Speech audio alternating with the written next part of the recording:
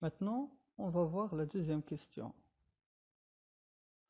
Cette scène est située au début, ou bien au milieu, ou bien à la fin de l'œuvre. Donc, dans ce cas, qu'est-ce qu'on va faire? On va essayer de voir chaque proposition. Tout d'abord, le début. Est-ce que cette scène, c'est le début? Si vous avez étudié la première scène, donc vous allez normalement étudier le prologue. Donc normalement la première scène de l'œuvre, c'est le prologue. Mais ici, est-ce que c'est le prologue? Donc non, ici il ne s'agit pas de prologue, mais il s'agit plutôt d'un dialogue entre Créon et Antigone. Donc c'est pas le début. On va voir, est-ce que c'est la fin? À la fin, normalement, qu'est-ce qu'il va y avoir? Il va y avoir la mort de d'Antigone. Donc à la fin de cette œuvre, c'est la mort d'Antigone. Mais ici, est-ce que Antigone est morte? Donc pas encore. On a Antigone, elle, euh, elle a un dialogue avec Créon. Donc elle n'est pas encore morte. Donc c'est pas la fin non plus. La dernière réponse qui nous reste, c'est au milieu. Donc la réponse, c'est au milieu. La réponse correcte, c'est au milieu. Cette scène, c'est au milieu. C'est le face-à-face. Donc, recopier la bonne réponse, c'est au milieu.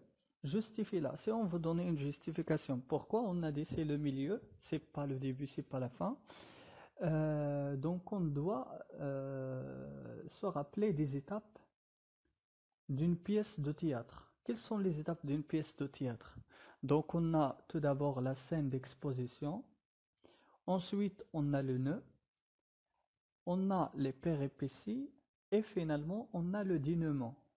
À quelle étape de pièce de théâtre correspond cet extrait?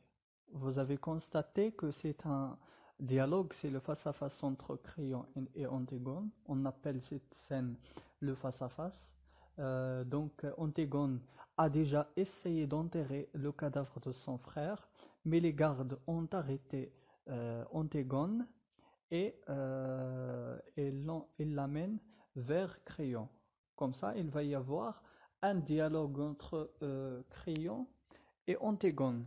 Donc pourquoi? Tout simplement parce que Créon a voulu sauver Antigone. Donc Créon, elle veut sauver Antigone, mais cette dernière, à savoir Antigone, n'a pas voulu être sauvée. Elle veut enterrer le cadavre de son frère à tout près. Donc elle ne veut pas abandonner, elle ne veut pas laisser tomber son projet. D'accord? Donc on appelle cette étape comment? Donc là c'est le début du problème de la pièce théâtrale. Donc comme ça on va appeler cette étape comment? On va l'appeler le nœud. Donc là c'est le nœud. Donc si on veut justifier notre réponse, on va dire il s'agit du nœud. Il s'agit du nœud de la pièce de théâtre. Il s'agit du nœud.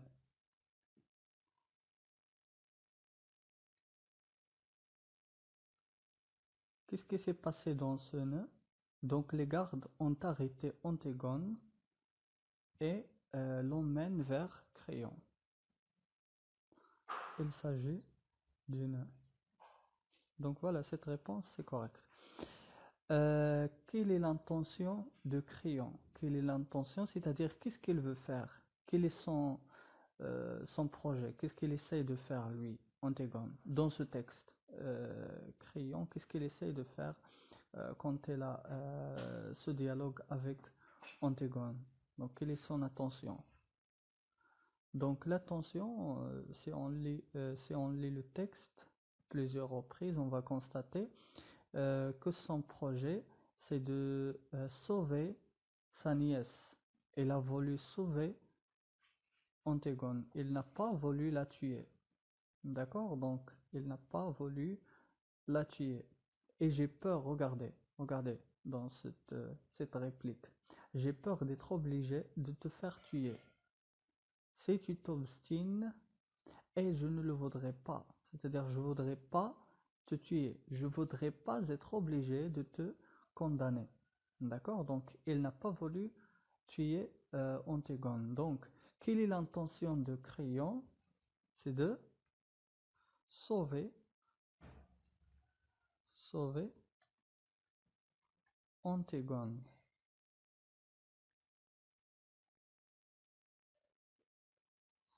Là, la deuxième question. Antigone est-elle d'accord? Pourquoi? Donc, est-ce qu'il est d'accord? Est-ce qu'elle veut vraiment être sauvée? Donc, la réponse évidente, c'est non. Donc, Antigone n'a pas voulu être sauvée. On va essayer de justifier pourquoi. On va voir dans le texte. Regardez qu'est-ce qu'elle dit. Il dit, moi, je ne suis pas obligé de faire ce que je ne voudrais pas. Donc, elle n'a pas voulu être sauvée. Regardez, je ne suis pas obligé de faire ce que je ne voudrais pas. Donc, si on veut justifier, si on veut le pourquoi, on va juste recopier cette phrase. Je ne suis pas obligé de faire ce que je ne voudrais pas. D'accord?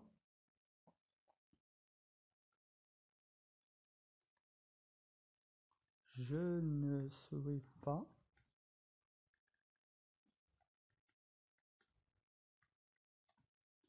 obligé de faire ce que je ne voudrais pas.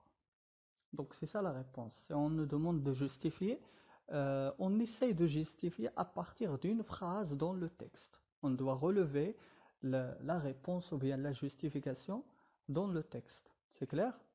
Passons maintenant à la question suivante. Répondez par vrai ou faux. Donc la première proposition, Créon est courageux. Créon est courageux.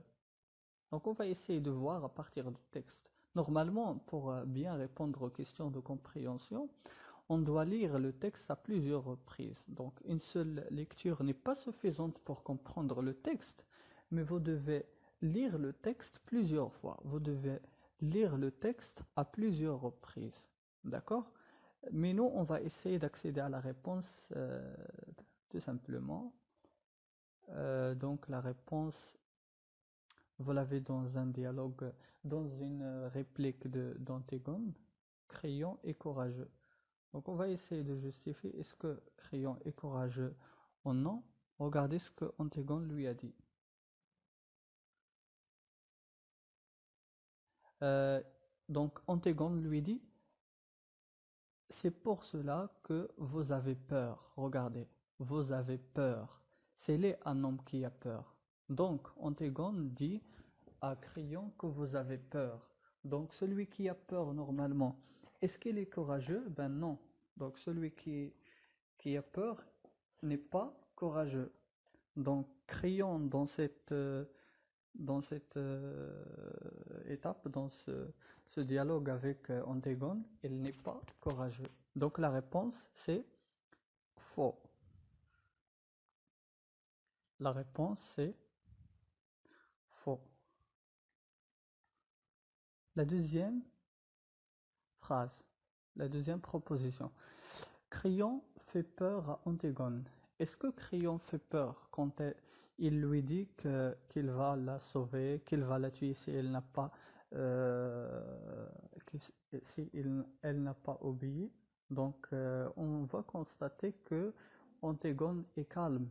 Elle n'a pas peur. Il dit, regardez, on va voir ce qu'elle lui dit. Elle dit, je ne suis pas obligé de faire ce que je ne voudrais pas. Vous n'auriez pas voulu non plus peut-être refuser une tombe à mon frère. Dites-le donc que vous ne l'aurez pas voulu. Donc là, vous avez constaté que Antigone n'a pas peur de mort. Elle veut mourir. Donc elle n'a pas peur de cette mort. Donc c'est pourquoi la réponse ici, c'est également faux. La troisième proposition, Créon change de comportement. Donc Crayon change de comportement. Est-ce qu'il y a un changement de comportement dans ce dialogue, dans ce face-à-face? Regardez, on va le voir. Donc comme je vous ai dit, pour qu'on puisse relever ces réponses, on doit lire le texte à plusieurs reprises. Mais nous, on va accéder directement à la réponse. Regardez, Crayon la secoue soudain hors de lui. Essayez, regardez. La réponse, c'est à partir de cette phrase. Je vais essayer de colorer cette phrase pour que ça soit clair.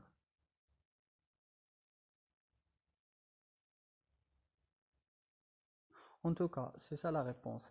Crayon la secoue soudain hors de lui, c'est-à-dire il est devenu en colère, il a changé de comportement, il a changé d'attitude, il la secoue violemment, d'une manière violente, avec violence. Donc il y a un changement de comportement de la part de Crayon. C'est pourquoi la réponse ici c'est vrai. La réponse est vrai. D'accord?